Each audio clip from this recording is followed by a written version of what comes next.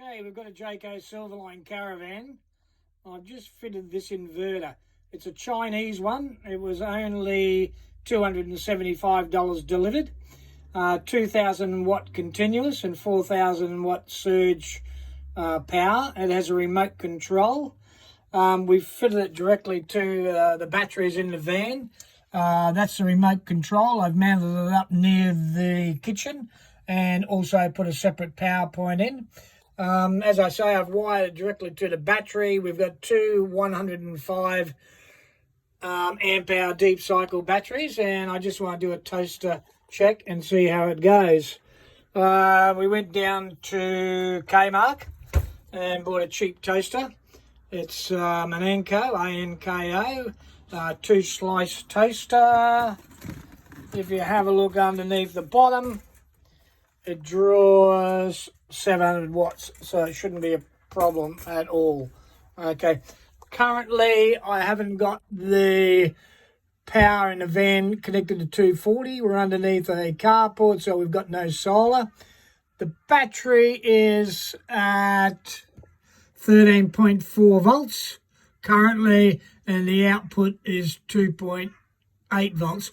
I don't think it'll worry the output much because we've connected it straight to the battery, so it'll only interfere with the voltage because the output goes through the BM Pro charging system. Anyway, well, let's see what happens here. Okay, I'll go over here and I'll turn the remote on. Green light should come on. It's all working. Power switch is on. I'll go back over to here and nothing's changed. The output's 2.7, voltage is 3.2. Now it is dropping a little bit, which I expect because the fan will be going inside the inverter. Okay, so what I'm going to do now is I'll turn the toaster on to high. We're only going to be using this for when we're camping off the grid, and we only want to be able to cook maybe 2 or 4 bits of toast. It's only just a short run thing. Okay, first of all I'm going to do is set the toaster's on high. I'll turn it on.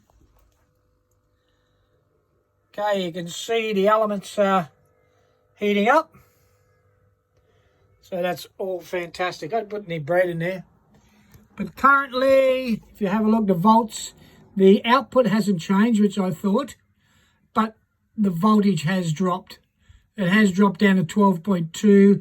It is dropping, but not a real lot. I'm quite happy with that. We're only going to be cooking a toast. You wouldn't want to leave it on for a half an hour, down to 12.1. Remember, we've got no solar input or anything like that, okay? Nothing at all. So it's down to 12.1.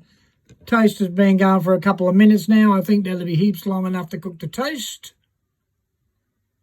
Just going to leave it for a little tiny bit longer. It's not popping up. We're down to 12 volts, which is still good. I'll swing back around to the toaster now. The toaster's still on. I'll turn him off.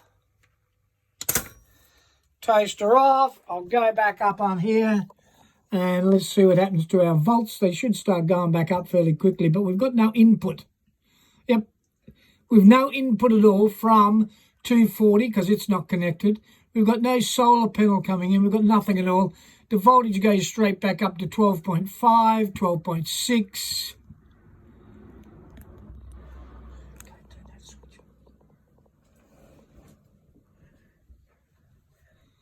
Okay, because I'm inside under a carport, I can't get any solar, but what I'm going to do is turn the 240 volt mains on.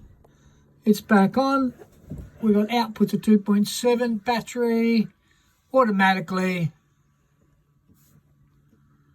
It'll start going back up. I'm happy with that. I'll turn this switch off here.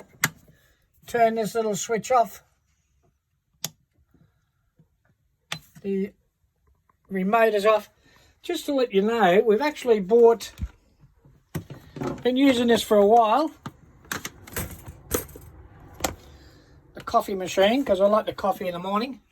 It's a Del Soletto, a little pod one. Works very well. Quickly go in underneath so you can have a look. Whoop.